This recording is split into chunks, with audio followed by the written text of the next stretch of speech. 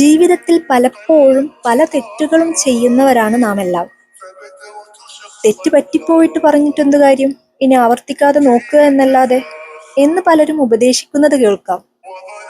ഇവിടെ ശരിക്കും നാം എന്താണ് ഉൾക്കൊള്ളേണ്ടത്?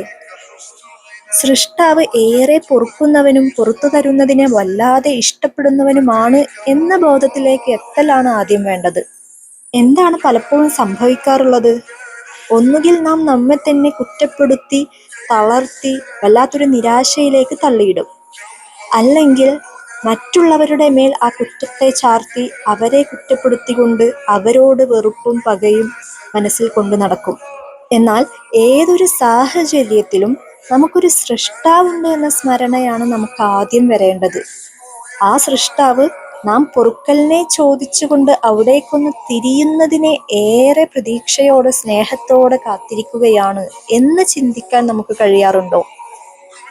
അങ്ങനെയൊന്ന് ചിന്തയെ ഡൈവേർട്ട് ചെയ്തു കൊണ്ട് പോകാൻ നമുക്കായാൽ എത്ര പെട്ടെന്നാണ് നമ്മുടെ അവസ്ഥ ആ തെറ്റ് ചെയ്ത കുറ്റബോധത്തിൽ നിന്നും പ്രതീക്ഷയുടെയും ശാന്തിയുടെയും അവസ്ഥയിലേക്ക് മാറുക എന്നറിയാമോ? തീർച്ചയായും അതൊരു യാഥാർത്ഥ്യമാണ്. എന്നാൽ പിശാച് ആഗ്രഹിക്കുന്നത് തെറ്റുകൾ ചെയ്യുന്നവർ ആ തെറ്റ് ആവർത്തിച്ചുകൊണ്ടേയിരിക്കാനും തെറ്റ് ചെയ്ത ആ കുറ്റബോധത്തിൽ തന്നെ മനുഷ്യരെ തളച്ചിടാനുമാണ്.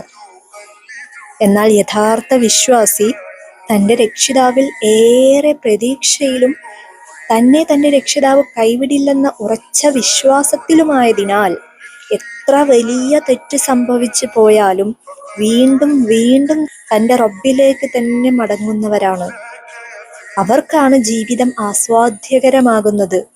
പിശാചിന്റെ മന്ത്രണങ്ങളുടെ ഇരുട്ടിൽ പെട്ടുപോകാതെ തൻ്റെ ഹൃദയത്തിലെ വെളിച്ചത്തിന്റെ പ്രതീക്ഷയിൽ മുന്നോട്ട് പോകാൻ കഴിയുന്നത്.